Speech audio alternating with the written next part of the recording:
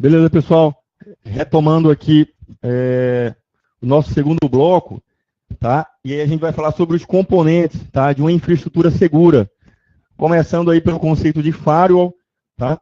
É um software com capacidade de estabelecer filtros, tá? De pacotes.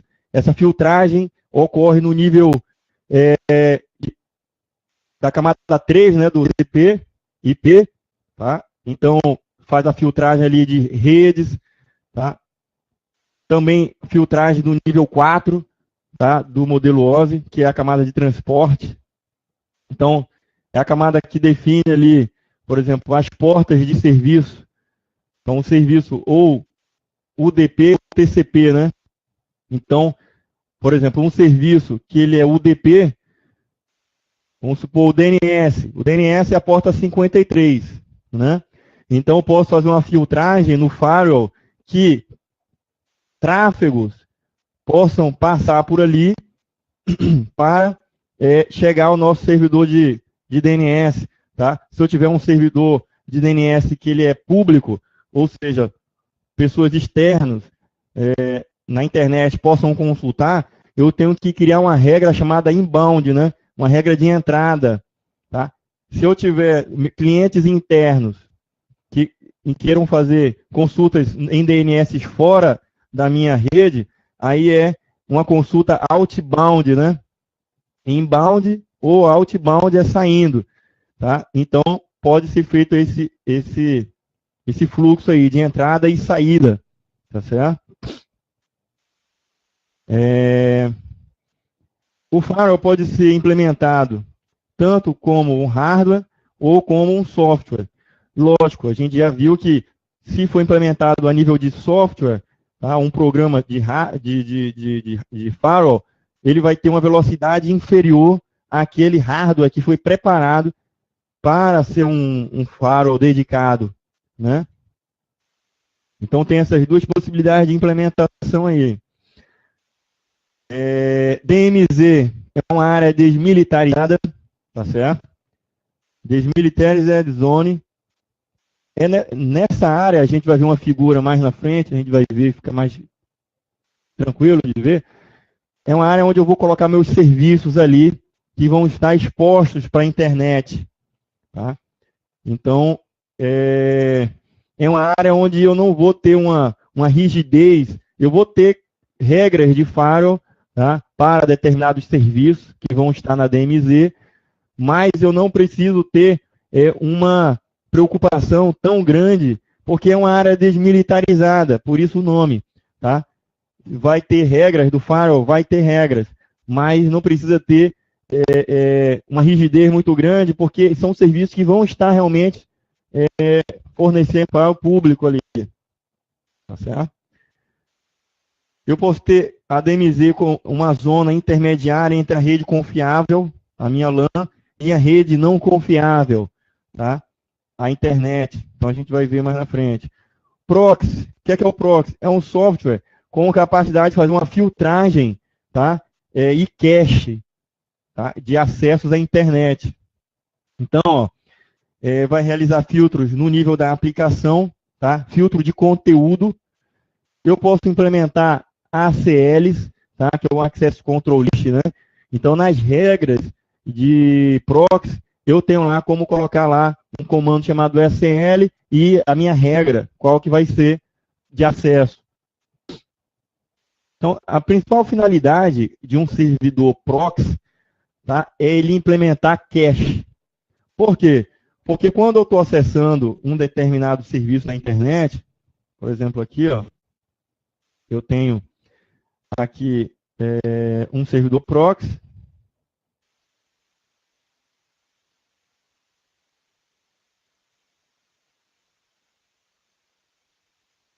Aqui o proxy, tá certo? E aqui minha rede interna, tá? Minha LAN. Todo mundo vai ser direcionado a passar por esse proxy aqui, todos os hosts que tiverem aqui. Quando eles passarem pelo proxy, tá? Vai ser guardado aqui num cache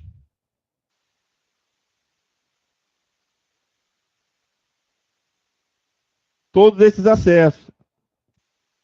Tá? Por quê? Porque se for uma página corriqueira, vai estar lá dentro desse cache, tá armazenado lá. Então, ele só vai pesquisar na internet uma única vez e armazena nesse cache. Ao passo que todo mundo, em acessando esse proxy, vai agilizar esses nossos acessos. Porque aqui, para a internet, eu tenho uma banda, tá certo? Digamos aqui de 100 mega. Tá? Uma banda de 100 mega. Se eu tivesse todo mundo que fosse querer alguma coisa legítima lá na internet, eu teria um consumo muito mais rápido dessa minha largura de banda. Ao passo que se eu usar o proxy para armazenar esses caches, se aquele conteúdo foi satisfeito, né, eu diminuí aí aquela minha necessidade de sair da minha rede para buscar aquele conteúdo ali. É claro que uma rede com cache, eu vou ter uma queda considerável de necessidade de buscar fora. Mas é claro que algumas aplicações, os dados vão ter que ser trazidos de fora, né? Isso aí é mais páginas que são estáticas, né? Algum conteúdo que não foi necessário ir buscar fora, que ele já está no cache, tá certo? Então, digamos aqui, se a gente tiver um ganho de 10%, né, de acertos aqui, nessa cache, que ele satisfez, então, eu já tive um ganho aí de performance, né? Nesse meu link aí, ele não foi saturado em 100%, foi saturado em 90%, não chegou ao pico dele, né? Eu ganhei 10%. Então, tem essa vantagem aí. Aí no Linux a gente tem o Squid como sendo um tipo de proxy bem conhecido aí. A gente tem um conceito de honeypot. O que é esse cara? Esse cara aqui, tá, chamado de pote de mel, né? É uma máquina que a gente coloca ela disponível lá na nossa DMZ ou diretamente na internet, porque quando um hacker conseguir chegar nesse cara e invadir ele vai ser satisfeito. Ele vai pensar, poxa, eu estou aqui, vai perder tempo, né? Ele vai conseguir invadir aquela máquina, ao passo que, quando ele invadiu, você que monitora esse honeypot, você vai conseguir, descobrir que estão tentando acessar a tua rede, da onde é que está vindo. Então, é uma máquina que está na linha de frente, vamos dizer assim, tá? Eu posso ter aqui, tá, um firewall, tá certo? Eu boto um honeypot aqui, uma máquina que é um honeypot.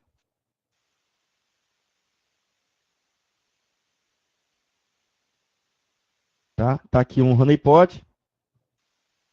E aqui eu tenho a internet. Os usuários, né, acessando esse cara. Tá? Então, na verdade, os hackers vão acessar essa máquina aqui e eu tenho um firewall, tá certo?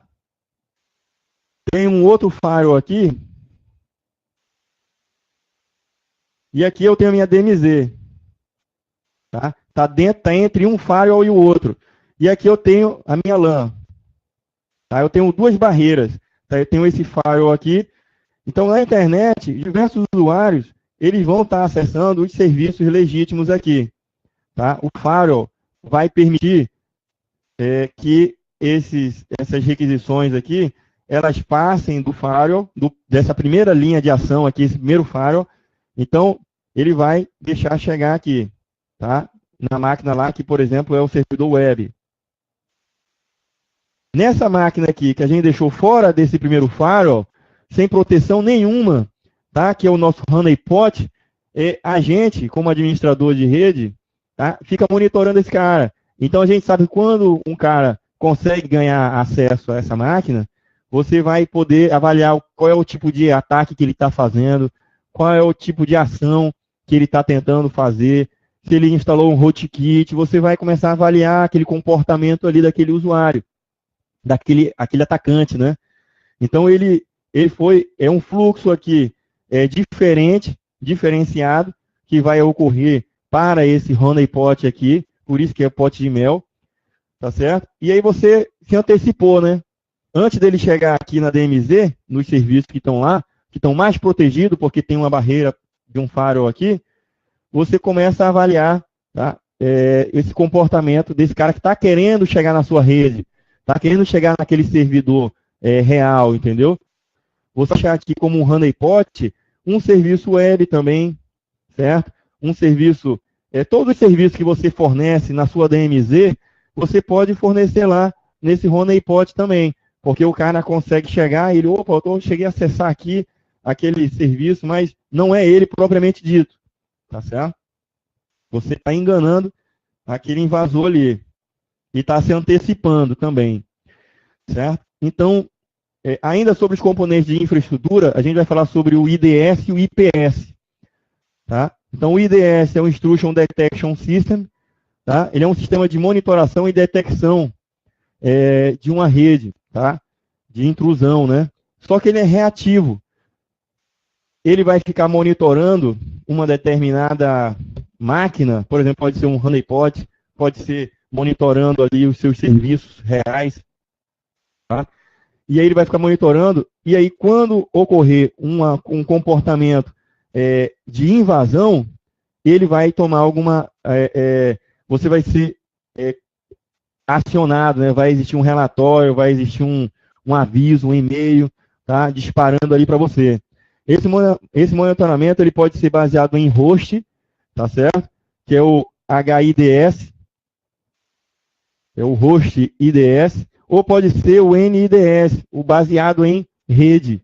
Então, esse monitoramento, que é reativo, ele pode ser baseado nesses dois elementos aí. Só que o DS, ele é reativo, não é proativo. Quem é proativo é o IPS, que é o Intrusion Prevention System, tá?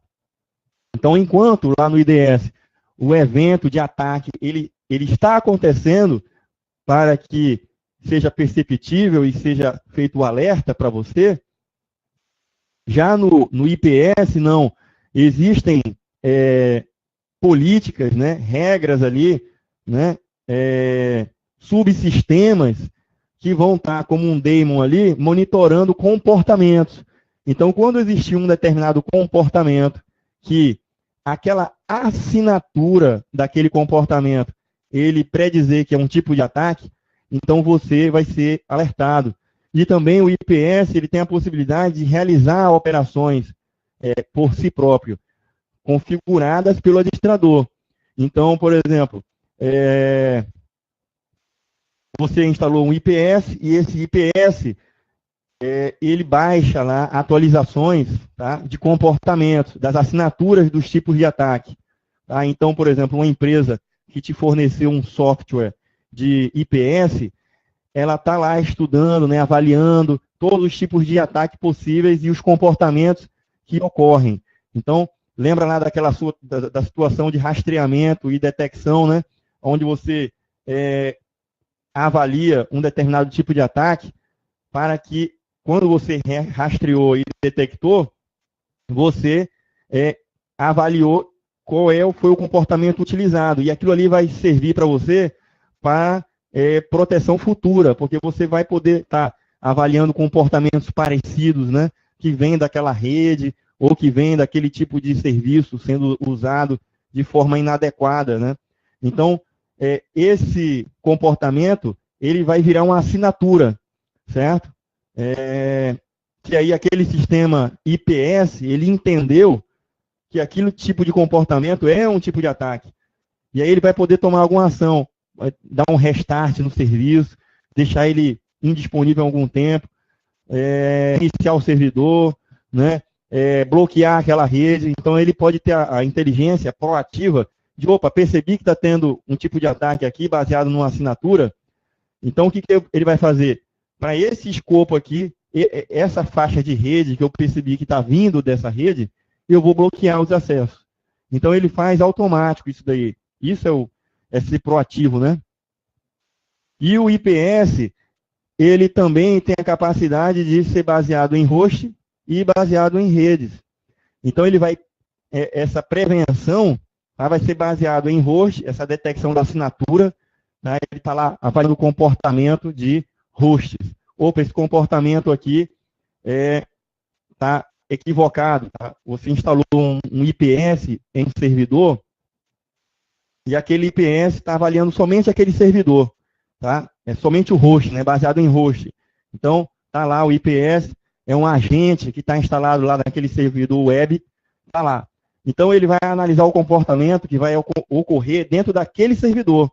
Se aquele servidor tiver algum comportamento que tenha assinaturas que dizem, que indiquem que pode ser um tipo de ataque, então ele vai proativamente realizar alguma ação.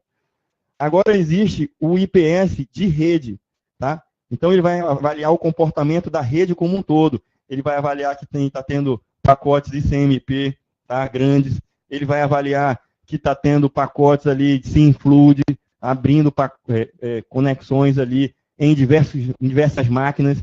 Então, não é só em um host, é na rede toda. Ele percebeu o comportamento de uma assinatura que pode ser, e ele vai e realiza alguma operação naquela rede, tá? Bloqueando no firewall algum tráfego, tá bem? E aí, ó, tudo aquilo que a gente já falou anteriormente está representado nessa figura aqui. Então, eu tenho o honeypot aqui, eu tenho a internet, tá? Eu tenho um honeypot, esse cara aqui ele está com um serviço, que o hacker pode chegar aqui, tá? E esse cara a gente está monitorando.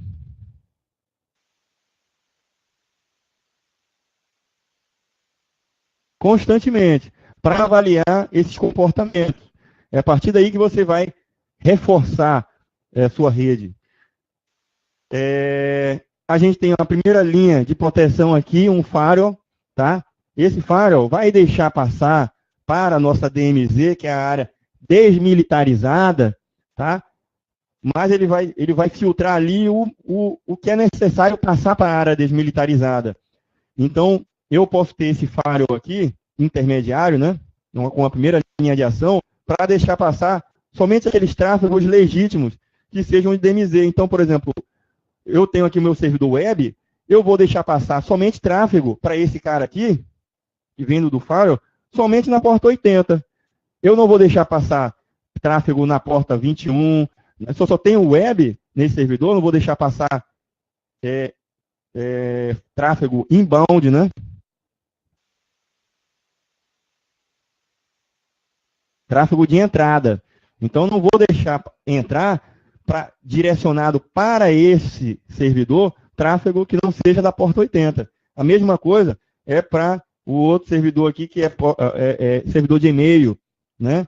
Um servidor de banco de dados. Se eu tenho um servidor lá que está lá um MySQL, eu vou abrir a porta lá 3304 para só passar para essa máquina somente tráfego nesse fluxo aí, nessa porta. Então, vai ser na minha primeira linha de ação. E aí eu vou ter um outro firewall aqui, que aí é a minha rede interna, tá? Aí é a minha rede interna. Eu vou ter regras de outbound, né, para fora, tá? Regras de inbound também, tá? Que vai ser o tráfego entrando, mas com as regras específicas dessa segunda linha de proteção. E aí eu tenho aqui o meu servidor proxy, que ele vai guardar dentro dele a nossa cache ali de requisições, né, de páginas web, né, de outros serviços que possam ser úteis aí guardar em cache. Então, aqui no servidor proxy tem duas finalidades, cache e ACL.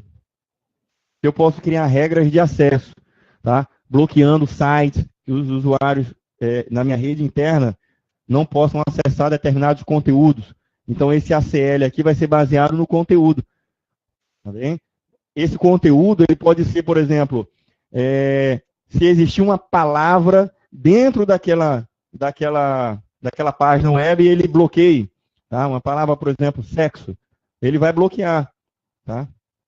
Então, esse proxy vai servir para isso daí. Agora, pessoal, a gente vai entrar na parte de criptografia, tá? Aí a gente vai falar sobre chave simétrica, assimétrica, os principais tipos de protocolo.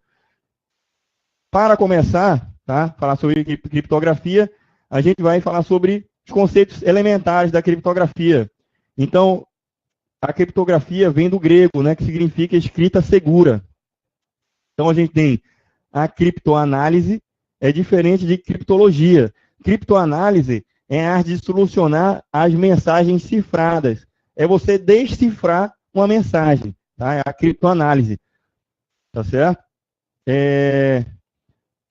E a criptologia, tá certo? Vai ser você criar a metodologia de criptografar e a metodologia de decifrar essa daí, tá certo? Então, uma criptoanálise, o que é uma criptoanálise? Pelo nome tá deixando claro para a gente. É você, a partir de um dado que está criptografado, você tentar uma forma, mesmo que você não saiba como foi criptografado, você tentar decifrar aquilo ali, tá? Você está fazendo uma análise para tentar fazer uma engenharia reversa, sei lá, alguma metodologia, força bruta, você está fazendo uma análise ali para tentar decifrar. Agora, a criptologia é a ciência que vai poder te fornecer a metodologia de criptografar e a metodologia para decifrar aquilo ali. Certo? Então, ó, o sigilo de criptografia, tá certo? Ele vai estar nos dados sensíveis, não no algoritmo. Então, isso aqui, pessoal, é um conceito importante. A gente não tem que se preocupar com o método, tá? Não tem que ser oculto o método de criptografia. O que é oculto é o dado. O que é importante de ocultar é o dado. Então, muito cuidado que as questões de concurso, elas podem explorar isso daí, tá? Dizendo assim que a criptografia usada é importante. Tá? Eu não criptografo a criptografia. Eu posso ter uma chave criptográfica, tá? De, por exemplo, 128 bits, tá? Eu vou estar usando aquele cara ali para criptografar um dado, mas aquela quantidade de bits que eu estou usando, ele vai ser capaz de criptografar uma informação, tá? A informação é que é importante, não é a quantidade de bits, tá? Que é importante. É lógico que quanto mais bits ou quanto mais técnicas diferentes forem adotadas para criptografar um dado, ele vai ser bom. Mas eu não preciso, mesmo que eu conheça o código que foi feito para criptografar aquela informação, mesmo que eu saiba todo o código, cada codificação da cifragem vai gerar um código distinto, vai gerar um código diferente. Então, mesmo que eu saiba aquele conteúdo, que a técnica que foi usada, tá? Eu não vou poder decifrar, tá? Isso é diferente, pessoal, de conhecer a chave, tá certo? Estou dizendo o método. Falando do método. E aí eu tenho o princípio de Kerckhoff, tá? Todos os algoritmos de criptografia devem ser públicos, tá? Mas as chaves, elas são secretas, tá bem? Então, vamos supor, o algoritmo de criptografia que eu vou utilizar, ele vai utilizar 128 bits. Beleza, tá? E a forma de cifrar vai ser gerando o exclusivo, depois ele vai gerar parte dos blocos, ele vai fazer essa cifragem utilizando a parte do conteúdo para cifrar. Se ele vai usar essa técnica, beleza. Se eu conheço, mesmo que eu conheça que ele vai usar essa técnica, eu só posso ter que me preocupar em saber que ele vai cifrar aquele conteúdo baseado na chave que foi colocada ali. Então, eu vou usar a chave vai ser uma conteúdo 1, 2, 3, 4, um exemplo. Essa vai ser a chave. Então, ele vai usar essa chave em cima daqueles 128 bits para cifrar aquele conteúdo ali. A chave vai ser um determinado parte da mensagem vai ser usada para ser aquela chave ali. Entendeu? Esse conteúdo não pode ser conhecido, porque se for, aí compromete aquela cifragem da gente. Texto cifrado. O texto cifrado é o que sofreu algum tipo de criptografia. Princípios de criptografia. Aí a gente tem a redundância, tá certo? E a habilidade. A redundância, tá? A mensagem deve conter algum tipo de redundância, de erros e alterações não autorizadas, tá certo? Então, quando a gente troca uma mensagem com outra, troca uma mensagem de um usuário com outro usuário, aquele código, aquele bloco que eu estou mandando para o destinatário, ele tem que reservar uma fatia dele ali, para que dentro dele vá o código que o destinatário saiba se sofreu alguma alteração. Aí eu tenho, por exemplo, aqui, o CRC, o hash, tá? É um tipo de garantia de redundância. Eu estou mandando dentro daquele meu bloco, que é a mensagem em si, eu defino uma fatia dela ali para mandar um hash, por exemplo. O hash é aquela mensagem que eu enviei, ele gerou um código. E esse código diz a quantidade de informação que tem ali, gera um dado que pode ser único, tá? O hash, aí a gente tem o MD5, por exemplo, que é um tipo de hash, tá? Que é aplicado sobre um determinado conteúdo, um bloco de dados, ele vai gerar um código único.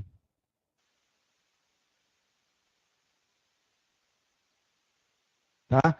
E lá no destinatário, esse código ele é confrontado, ele é avaliado. Se ele for verificar que aquele conteúdo ali que chegou lá, ele não diz respeito a esse código hash que foi mandado junto com o bloco, aí ele vai saber que foi adulterado, aquele conteúdo não é o mesmo. Tá? E em relação à atualidade, tá, o princípio da atualidade, é para garantir que a mensagem criptografada ela seja a mais atual possível e útil, né? Evita tipo de ataque de repetição, tá? Então, o que eu tenho aqui? Quando a gente tem um determinado dado, uma informação, ela tem um tempo de vida útil, certo? Quando a gente criptografa uma informação, ela está lá sendo usada, tá certo? Aquele dado lá foi criptografado, só que ele tem uma validade, um tempo útil. Daqui a 10 anos, aquela informação que você criptografou, ela não tem validade nenhuma mais, daqui a 10 anos, ou talvez menos, depende do tipo de informação. Então, o código que você usou para criptografar aquela informação, ela tem que ser útil em um determinado tempo. Daqui a 5 anos, aquela criptografia que você usou, que é de 128 bits, tem um supercomputador que vai poder quebrar aquela criptografia em 5 minutos. Rapidinho ele vai quebrar, né? Porque ele vai usar um super algoritmo ali e vai quebrar aquela criptografia. Então, daqui a 5 anos, quando ele conseguir quebrar aquela criptografia, aquele dado ali, mesmo que ele quebre, não é uma informação útil mais. Era uma informação sigilosa hoje, mas amanhã não é mais. Daqui a 5, 10 anos não é mais. Tá? Então, essa informação não vai ser mais útil. Tá bem?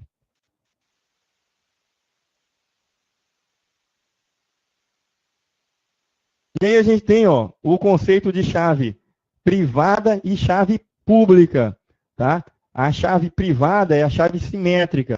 É uma criptografia que usa uma chave única para poder fazer essa cifragem. E a gente vai ver as vulnerabilidades dela. Tá? Que se ela for perdida, alguém que tem essa chave da criptografia vai poder utilizar aquele algoritmo que foi usado para cifrar, que esse algoritmo ele é público, e aí vai poder usar aquela chave e descriptografar. Para resolver esse problema, a gente tem a chave pública. Então, a gente usa duas chaves. Uma chave é privada e a outra é de domínio público. E aí a cifragem ela vai ocorrer usando essas chaves aí, tá? A cifragem e decifragem vai usar essas duas tipos de chave. Então, ó, uma informação que é importante que os concursos eles exploram é que a chave privada ela é simétrica, tá? E a chave pública ela é assimétrica. Por quê? A chave privada ela é única, tá? É um único conteúdo ali que diz respeito àquela chave.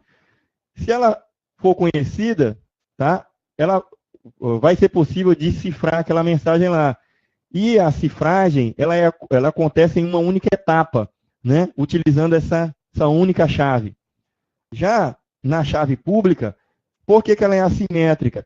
Porque eu estou utilizando dois métodos diferentes, tá? Eu estou utilizando uma chave que ela é pública, tá certo? E eu utilizo uma outra chave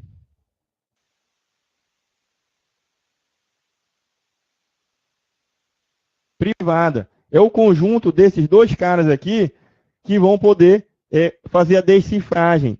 E por isso que ele é assimétrico, tá? Ele vai ser assimétrico, não acontece no mesmo momento. Tá? O algoritmo vai ser aplicado numa máquina e vai ser aplicado na outra também, de forma dissíncrona, né? Assíncrona. E aí, ó, criptografia de chave simétrica, tá? Ou seja, de chave única. Aí eu vou ter, tá? A cifragem e decifragem com essa chave, tá? O sistema vai ser vulnerável à descoberta dessa chave, porque se a chave ela for interceptada, por exemplo, ou um usuário mal intencionado compartilhar na internet, um exemplo, né? Chegou um usuário insatisfeito, né? Divulgou essa chave. Já era. Você vai ter que gerar outra chave simétrica para poder garantir a segurança daquelas suas aplicações lá, tá? Só que o grande problema da chave simétrica é porque você precisa compartilhar com outras pessoas esse código, tá? Então tem um funcionário da empresa, ele está usando essa chave simétrica, aí ele foi demitido, tá? Ele vai passar para outro usuário essa chave, tá? Simétrica. Então, se ele tem posse dessa chave, ele pode fazer o uso no futuro, compartilhar, tá? Então, essa chave ela é de conhecimento de várias pessoas. Pode ser, né? Então, esse é o grande problema da chave simétrica. E aí a gente tem diversos algoritmos de chave simétrica. Aí, pessoal, a gente aprender, tá? Esses termos aqui, esses tipos de chave simétrica. A gente tem o DES, tá certo? Que é o Data Encryption Standard. Ele faz uma criptografia de 56 bits, tá? Foi alvo do backdoor lá pela NSA, tá certo? Eu tenho o Triple 10, tá certo? Ele vai fazer essa criptografia, o algoritmo que for usado para criptografar, ele vai usar 3 vezes. Ele vai criptografar aquele mesmo bloco 3 vezes, tá? Esse cara é proprietário da IBM. Eu tenho o RC4, tá? Que usa uma chave de comprimento de 1 até 2048 bits. Tem o RC5, que vai usar uma criptografia com blocos de 128 a 256 bits. Tá? O IDEA é chave de comprimento de 128 bits.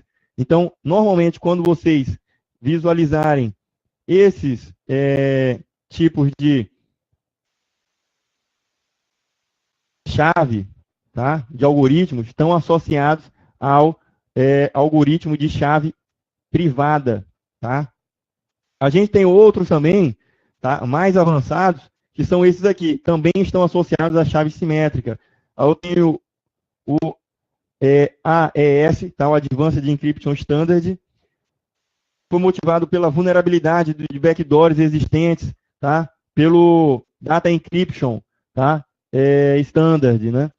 E aí foi criado uma competição, tá? Para que algoritmos mais seguros fossem criados. Então, foi lançado o desafio, tá? Quando esses algoritmos foram criados, esses primeiros aqui que eu falei, tá? Existiam vulnerabilidades, principalmente o 10.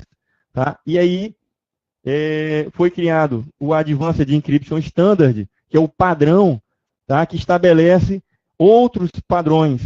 Tá? Foi criada uma competição lá nos Estados Unidos entre universidades, e aí foram lançados diversos algoritmos. Tá? Então, a gente tem aqui, ó, Rigandel aqui, criptografia de 128 bits de comprimento de chave. A gente tem o Serpente, chave de comprimento de 128 a 256 bits, muito forte. A gente tem o Twofish, tá? 128 a 256. Então, eles estão usando essa quantidade de bits para cifrar, mas a metodologia, tá? A forma como ele vai pegar os dados, a cifra aí, realizar, o dado não cifrado e cifrar, é diferente. Tá? A gente tem o RC6, que vai utilizar também uma chave de comprimento de 128 a 256, e o MARIS. Tá? Então, decorem esses algoritmos aqui, tá? O Rigdel, Serpente, Twofish, o RC6 e o MARIS, como sendo algoritmos de criptografia, tá? Desse Advanced Encryption Standard. Tá? Foi um padrão melhorado de algoritmos. Então, todos esses algoritmos aí são algoritmos melhores do que esses aqui que a gente viu anteriormente. Tá certo? Então, as questões de provas, eles exploram isso daí.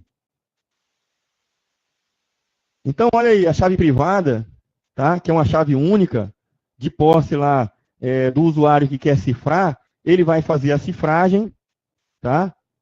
Fez a cifragem aqui, e aí ele envia essa mensagem. Só que para fazer a decifragem, o usuário que vai decifrar, ele tem que ter essa chave. E essa chave, como é que foi compartilhada? Alguém levou lá num pendrive e deu para aquele cara, ele mandou por e-mail, numa mensagem de e-mail, né? Foi colocado no servidor lá e o cara pegou.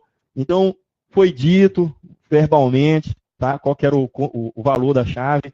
Então, a forma como ela é compartilhada tem vulnerabilidade, tá? De poder ser compartilhada, de vazar, né, esse conteúdo. E aí a gente vai ter a decifragem somente com essa chave.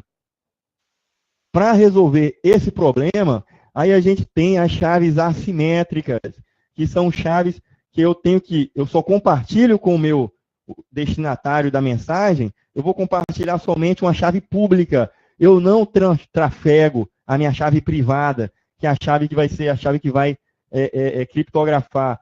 Então, eu não faço essa transferência. Tá? Então, não tem essa quebra de senha. Aliás, quebra de chave, né? Então, ó, características. Vai utilizar duas chaves, né?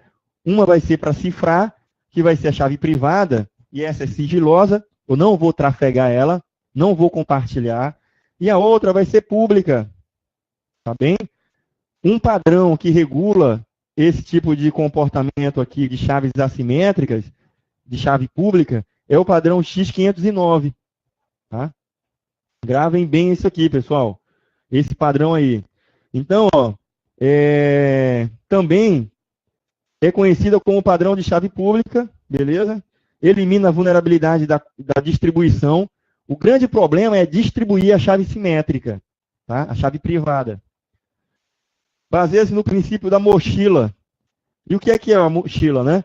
É computacionalmente inviável saber o que tem dentro daquela mochila, tá? Apenas baseada no seu peso, tá? Então, basicamente isso daí. Eu saber o conteúdo que está dentro daquela mochila, somente baseado na quantidade do peso que tem aquela mochila, não é viável, tá? Eu descobri, tá? Então, a mensagem ela vai ser criptografada na origem, utilizando a chave privada. Então, a chave pública, que tem a codificação de reconhecer que aquela mensagem foi cifrada com aquela chave privada, é quem vai dizer, opa, isso aqui, essa mochila aqui tem peso tal. certo?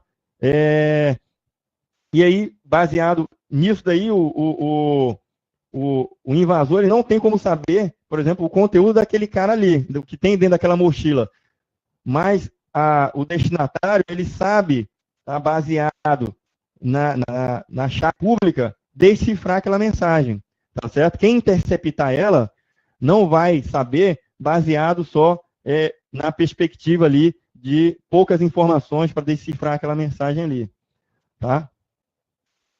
Então, olha lá, e essa troca, essa mensagem, tá? Ela vai ser criptografada e decifrada, tá, em tempo de execução. A gente vai ver um exemplo aqui. Eu tenho esses algoritmos aqui, pessoal, tá, de chave assimétrica. E aí é conhecer, é você decorar mesmo esse cara, o RSA, o DSA, o DSS, o Diffie-Hellman, tá certo? O Elgamal e o Rabin. Tá? Esses são algoritmos de chave pública. Então, olha lá, a chave simétrica, como é que vai acontecer essa cifragem. Tá? Então, eu tenho aqui no meu computador de origem a chave pública.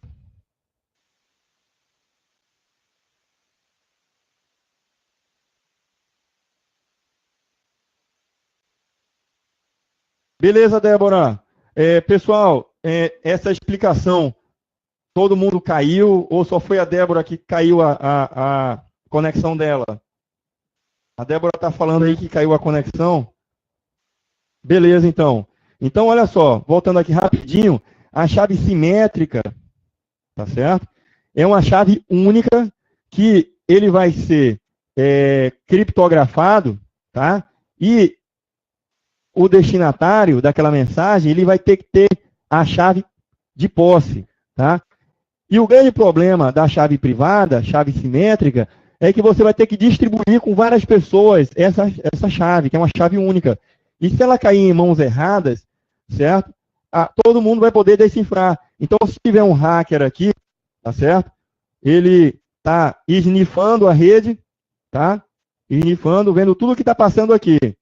Tudo que está passando aqui, ele está esnifando, está recebendo. E se ele tiver de posse dessa chave privada, certo? O que é que ele vai fazer? Ele vai poder decifrar essa mensagem. Então, compartilhar essa chave privada é complicado.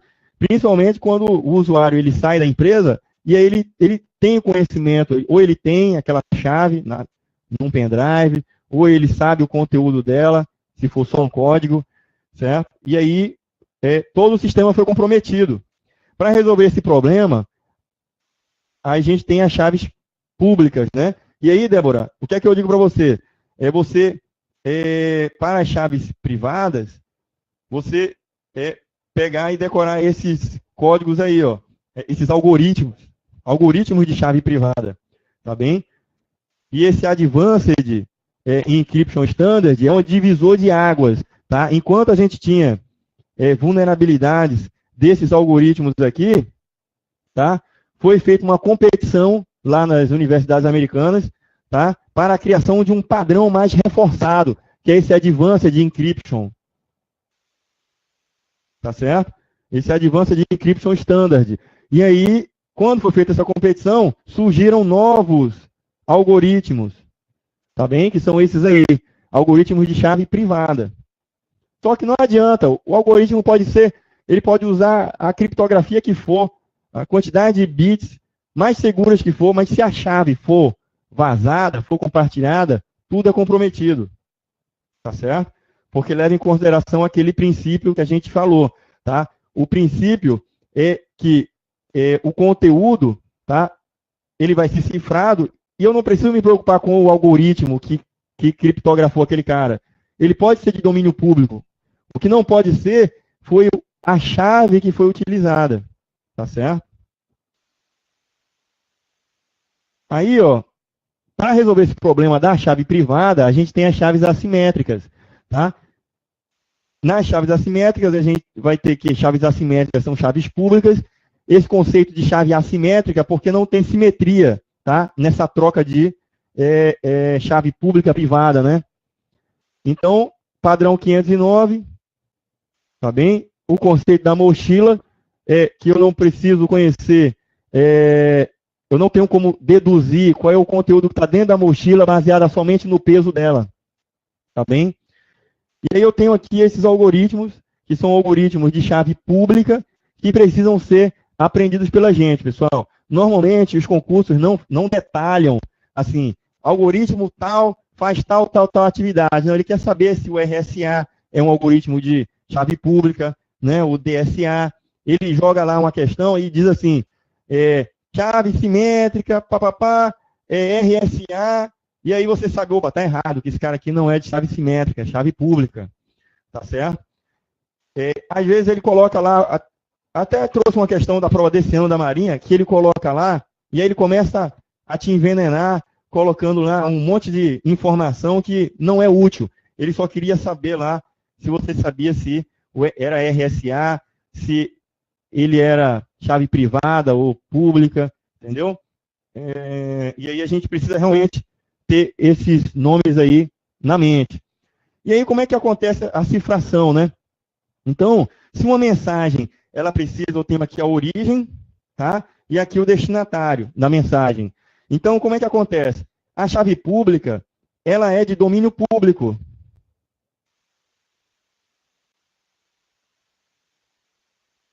Tá certo? De domínio público. E aí, essa mensagem, essa chave, pode ser de posse aqui daquele computador que o usuário que está querendo trafegar uma informação baseada em chaves assimétricas. E aí o que vai acontecer? Vai ocorrer a cifragem, tá certo? Na origem, a cifragem vai acontecer com a chave privada, né? Só que quem vai decifrar esse cara, tá certo? Aliás, o que é que vai acontecer, ó? Se eu quiser mandar, tá? Aqui é o destinatário da mensagem, aqui é a origem, tá? Então, o que acontece? Eu vou utilizar, tá certo? A chave privada, tá certo? Para criptografar uma informação e vou utilizar a chave pública para decifrar ela, tá certo? Aliás, ao contrário, pessoal. Perdão, aqui eu tenho o destinatário da mensagem, a origem, tá certo? Então, eu tenho aqui a chave pública do computador 1. Tem um computador 1 e um computador 2. Então, o computador 1 vai ter a chave pública dele, tá? Que eu tenho a chave pública aqui no computador 2. Então, eu vou pegar, eu vou cifrar, tá certo? Essa mensagem aqui, tá? Com essa minha chave privada, tá certo? E cifro ela com a chave pública. A chave pública de quem? A chave pública do computador 1, tá? Então, o computador 1, ele disponibilizou para mim aqui no computador 2 essa chave pública. Então, eu vou cifrar ela aqui, tá certo? Eu cifro com a chave pública, tá? E aí eu envio, tá bem? Lá no meu destinatário, tá certo? Da mensagem, eu vou poder decifrar com a minha chave privada aqui. Então, seria assim, ó. A chave privada, ela vai ser usada para decifrar essa mensagem, tá certo? Porque só eu posso decifrar essa mensagem, tá? Esse computador aqui eu vou chamar de 1 e aqui o computador 2, tá certo? Então, eu tenho aqui as chaves que são públicas, tá? Então, o computador 2 cedeu a chave pública dele, tá certo? E aí, a chave privada aqui do computador 1, ele vai poder cifrar essa mensagem, tá certo? E enviar lá para o computador 2. E aí o computador 2, como tem a chave pública, tá certo? E essa mensagem, ela foi cifrada com a chave privada do computador 1, foi cifrada com a chave do computador 1. E a chave pública, que é lá do computador 1, ela é de posse aqui do nosso computador 2. Então, ele vai poder decifrar, porque a chave pública, ela não sabe quem é a chave privada, lá do computador 1, não sabe, mas ele sabe como decifrar, tá certo? a chave que foi cifrada lá pelo computador 1. A mensagem foi cifrada com a chave privada do computador 1. Tá certo?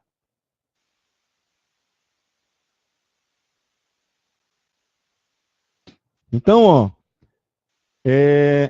aqui a gente já falou, né? Só está repetindo. Então, tá aí um exemplo. Ó. Texto original, tá certo? Vai ser o algoritmo de criptografia. Aí eu tenho aqui a chave pública, tá? Do usuário Beto. A chave pública foi usada, tá? Para o computador que fez a cifragem, usou a chave pública para cifrar, tá bem? E aí o texto foi cifrado e o algoritmo foi criptografado. Lá no destinatário, o usuário Beto vai poder usar a chave privada dele para poder decifrar aquela mensagem. Notem aí que o usuário Beto, ele não compartilhou a chave privada dele com o usuário lá do computador de origem, que queria compartilhar alguma informação com ele. Ele não compartilhou, tá? Ele compartilhou o quê? A chave pública dele. Então, essa chave pública, como era de posse da origem lá, de quem queria enviar a mensagem, essa mensagem foi criptografada com a chave pública de Beto. E aí foi enviada para lá, para Beto. Quando chegou lá no usuário, tá? Beto, ele vai poder decifrar com a chave privada dele. Tá bem? Então, existe uma assimetria nesse conjunto aí, né? De troca de cifragem. E aí, ó, comparação entre a criptografia simétrica e a assimétrica. Na assimétrica, tá? A gente tem o compartilhamento da chave. Na assimétrica, a gente não tem esse compartilhamento. O que é compartilhado é a chave pública. Em relação à autenticação do remetente, eu tenho que na simétrica eu não tenho essa autenticação do remetente. Já na assimétrica eu tenho, porque no momento que eu troco as chaves, né, com um usuário e outro, eu posso ter um momento de reconhecer quem que é aquele usuário ali, tá certo? O remetente da mensagem. Com relação à integridade de dados, na simétrica eu tenho garantia da integridade, na assimétrica eu também tenho essa garantia. Em relação ao não repúdio, tá? Na simétrica você não tem como repudiar. Então, por exemplo, um usuário, você compartilhou, você deu uma chave simétrica para alguém lá do departamento financeiro, certo? E esse cara usa essa chave simétrica. E aí ele pegou e compartilhou lá com um usuário, ou foi numa LAN house para usar um sistema lá do financeiro, lá e começou a usar lá, tá? E aí, ele deixou vulnerável, alguém pegou aquela chave. No momento que alguém acessar aquele sistema, não vai ter como aquele cara dizer que não foi ele. Ele vai dizer assim, o cara do financeiro, não fui eu que acessei. Não, mas só você tem essa chave simétrica, porque foi vazada, entendeu? Então não tem como dizer que se foi ele ou se foi outra pessoa, tá? Ele não vai poder repudiar. Já na assimétrica, eu tenho como fazer esse não repúdio, tá certo? Porque só quem vai ter a posse daquela chave pública, tá? No momento daquela transação, ele vai poder fazer essa autenticação do remetente, não é isso? E aí faz a troca da mensagem ali, né, da forma cifrada, e vai ser descriptografada lá pela chave privada, tá? Daquele destinatário lá, da mensagem. E aí, eu tenho a certeza que naquela sessão, tá, aquele usuário realmente foi ele quem solicitou e recebeu aquela mensagem lá. Com relação ao processamento da cifra, a assimétrica ela é bastante rápida, tá? Porque existe uma única chave, e é simétrica. O algoritmo vai ser rápido.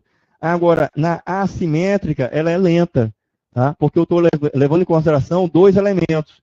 tá? Uma chave que ela é pública e uma chave que ela é privada, tá certo? Então, na hora que é fechada uma conexão entre a origem e o destino, tá?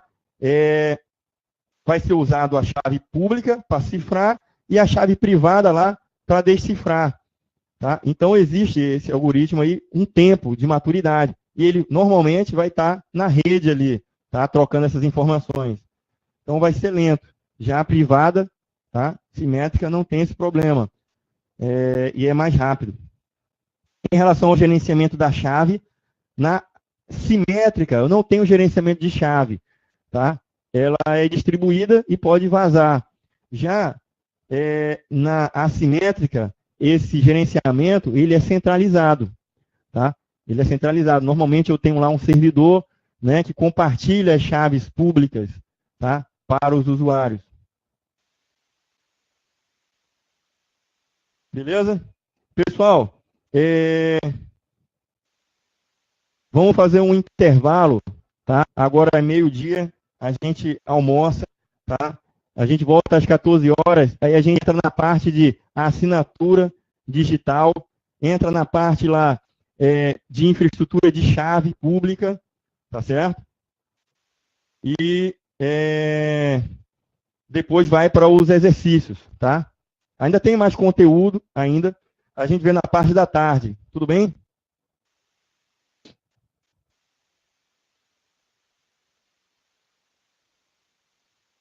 Beleza, então.